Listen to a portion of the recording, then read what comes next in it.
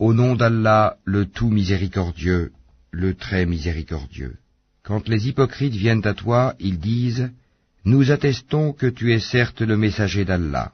Allah sait que tu es vraiment son messager, et Allah atteste que les hypocrites sont assurément des menteurs.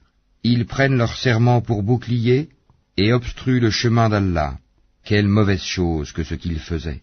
C'est parce qu'en vérité ils ont cru puis rejeté la foi. Leurs cœurs donc ont été scellés, de sorte qu'ils ne comprennent rien. Et quand tu les vois, leur corps t'émerveille. Et s'ils parlent, tu écoutes leurs paroles. Ils sont comme des bûches appuyées contre des murs, et ils pensent que chaque cri est dirigé contre eux. L'ennemi, c'est eux. Prends-y garde, qu'Allah les extermine, comme les voilà détournés du droit chemin.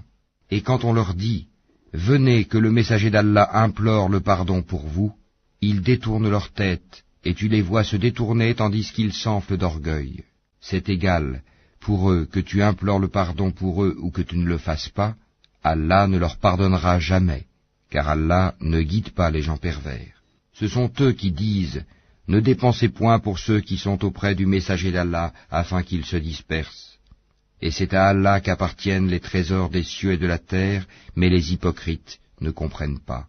Ils disent « Si nous retournons à Médine, le plus puissant en fera assurément sortir le plus humble. » Or c'est à Allah qu'est la puissance, ainsi qu'à son messager et aux croyants, mais les hypocrites ne le savent pas. Ô vous qui avez cru, que ni vos bienfaits ni vos enfants ne vous distraient du rappel d'Allah. Et quiconque fait cela, alors ceux-là seront les perdants.